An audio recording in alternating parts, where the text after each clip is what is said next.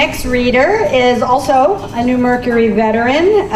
The brilliant and prolific Makita Brottman is a humanities professor at MICA and a psychoanalyst.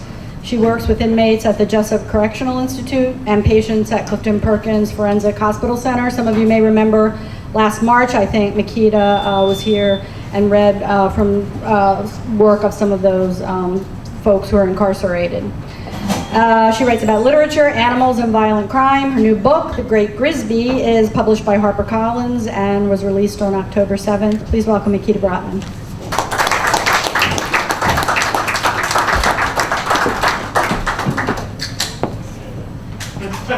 Hello. I'm sure a lot of you remember my dog Grisby. He would come to the New Mercury regularly. He was a popular attender and much photographed. And so Grisby was my first dog, and while I had him, I was writing a book about Grisby, and it got optioned and published by HarperCollins, and then Grisby died in January. So I felt really pleased that I'd captured all my feelings about Grisby in print. And so this attractive dog here is not Grisby, this is Oliver, his sequel. So in The Great Grisby, which is based on The Great Gatsby, each chapter is alphabetical, and each chapter is based on a particular dog and the relationship between that dog and its master. And I was really interested in relationships in which a person's dog is their primary companion. So I'm going to read a part from the chapter T, which is a dog called Tulip, based on the book by J.R. Ackley called My Dog Tulip. And I'm not going to read that section, but I'm going to read the section about dog feces, which is a particular interest and passion of mine. And I feel like I did a reading at the Ivy, and I'm going to do a reading at Artifact, but I feel like the New Mercury is the place where I can really handle this chapter, because you can really deal with it. So, and yeah, it's something that's close to my heart. So, like all subjects, attitudes towards dog feces have a history. In England, dog laws have been around since 1791, but those regarding defecation are more recent, going back to the 1970s in most places. Still, I don't remember anyone scooping when I was a kid. There was more dog poop around. And naturally, yes, you occasionally stepped in it. Actually, it's supposed to be good luck. Dog mess was simply another hazard of city life, like construction, cigarette smoke, and exhaust fumes. If you got some on your shoes, it was nasty, but the world didn't come to an end. There were no doggy pots, no poop freeze aerosol spray. Today, there are signs everywhere urgently reminding us dog waste is a threat to the health of our children. Dog waste degrades our town. Dog waste transmits disease. Leash and clean up after your dog. It's required by law. And in England, the signs are much more concise. It's just no fouling. Once I read a letter in the New York Times from a self-righteous dog owner who wrote that when walking his dog, he carried a bottle of water with him so that, as well as scooping, he could flush away his dog's urine rather than allowing it to pollute the city streets. I rolled my eyes at the idea. Others, it turned out, felt similarly indignant. A follow-up letter the next week suggested that this dog owner, although certainly well-meaning, was misguided. For a dog, sniffing other dogs' urine is a major part of every city dog's life. Most dog owners have some sense of how their pet's world is limbed and circumscribed by the smell of their own urine and that of their fellow canines. To a dog, urine is a special code, a means of conveying information and communication. He can identify friends and enemies by sniffing their traces on the street. Washing away your dog's urine, according to the letter writer, is like closing down your dog's Facebook page. We might dislike the fact that man's best friend uses the streets as his toilet, but while to you it's urine, to your dog it's a map, a logbook, a journal, and the source of endless curiosity and pleasure, so leave it be. One thing about dogs is very clear. Bathe and dress them all you want, but they still shit in the street. For many people, especially people who've not had a dog, having to deal with animal feces on a daily basis is unthinkable, no matter how sweet the creature it comes from. One of the most surprising things I learned since acquiring Grisby, and Grisby was my first dog, is that dog poop is a very touchy subject. quite literally, some can handle it and others can't. Some people even find the thought of it highly objectionable, as if theirs doesn't smell. There are people who seem unable to bear the sight of a dog doing its business. They turn their eyes and gaze elsewhere, anxious for it to be over as quickly as possible. They look horrified if the subject comes up in conversation, wash their hands obsessively after any canine contact, and turn pale if they glance a turd in the street. By the same token, some dog owners have difficulty pronouncing the words Shih Tzu, and there's a website, allshitsu.com, gives us the correct pronunciation, and the website says, the word shit is not in this word, adding defensively, note, we do wish to make it clear that if shit were in this dog's name, we would certainly say so. So a friend of mine emailed me recently, don't get me started on the canine species, he ranted. Every time I look out my window, some anorectic yoga mom is kneeling on my front lawn, gloved hand poised to catch Fido's heroic deposit still warm from the orifice. What, I wonder, is the root of this anxiety? The same people who find dog feces so disturbing are perfectly happy to discuss their own regularity at any length. Even at the dinner table, parents of new babies, in my experience, seem to talk about little else. When it comes to the toilet training of human beings, there's an entire industry of books, charts, step stools, and booster seats designed to encourage the process, including motivational stickers, boasting slogans like, "No accidents today," and "Yay, I pooped."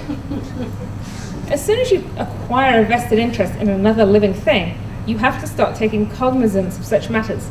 Proper functioning of the bowels suddenly assumes great importance, yet the discussion of the subject seems socially acceptable only if the living thing is a human being. Bulldogs, of course, are notoriously stubborn.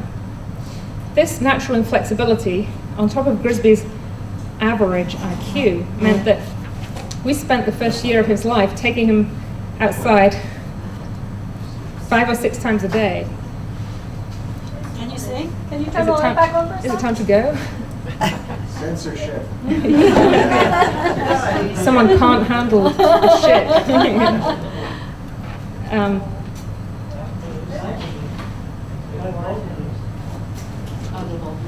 Okay, so There we go.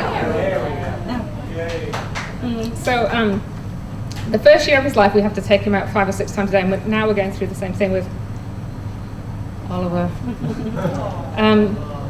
To make matters worse, we live on the 5th floor of the Belvedere, so every trip involved waiting for the elevator. If it was an emergency, and if the elevator took a long time to arrive, the result was not pretty. I still have memories of standing shivering on the corner of the street in a wind so cold it made my eyes stream, waiting impatiently for Grisby to answer the call of nature, and now I'm going through the same thing with his sequel, Oliver. Happily, as soon as he got the hang of it, Grisby began to take great pleasure in his daily dump, and as soon as he did, I began to enjoy watching him. I realize the subject may be distasteful for some, but I love everything about my dog, and that includes his toilet habits. I especially enjoy the fact he's so refreshingly open and upfront about it. Sometimes, in his own way, he's even dignified. If we're not in a hurry, he takes his time finding the perfect spot, the right pile of wet leaves or street corner, the perfect paving stone or patch of lawn. Like most dogs, he has what are known as substrate preferences.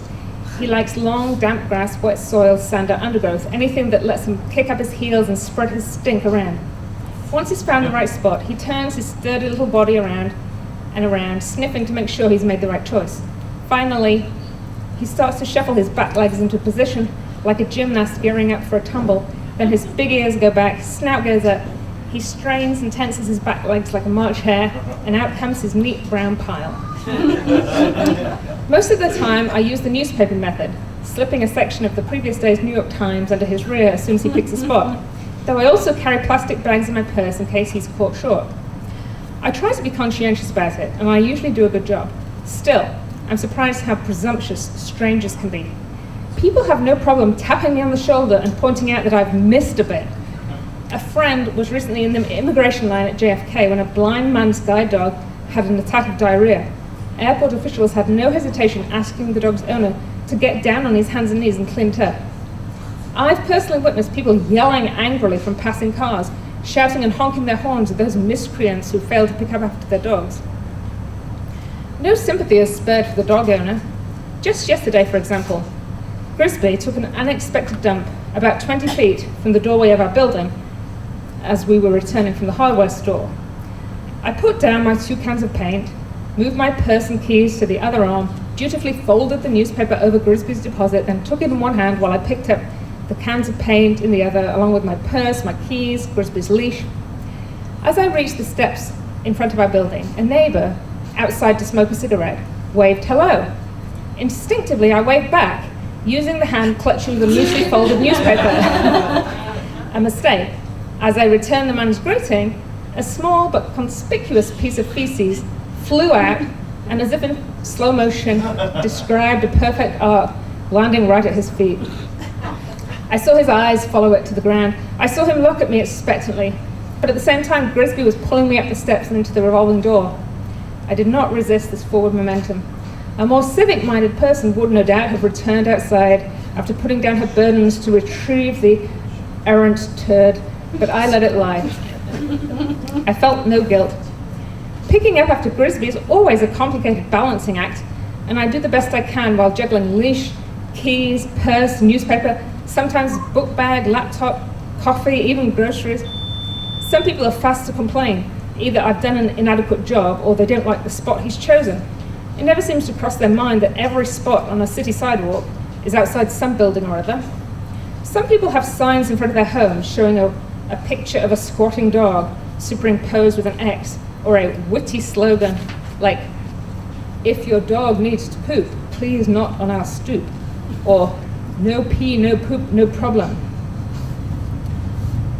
"Do you think that tree was put there just for your dog to use as his personal toilet?" asked a passerby in the street last week as Grisby was settling down for a dump. "Can't you take him somewhere else?" But where is a city dog supposed to go? Curb your dog, say the signs, but in my neighbourhood, the streets are either lined with parked cars or they're dangerously busy. It's hard enough for a pedestrian to be seen, let alone a small squatting bulldog. The man's complaint was revealing.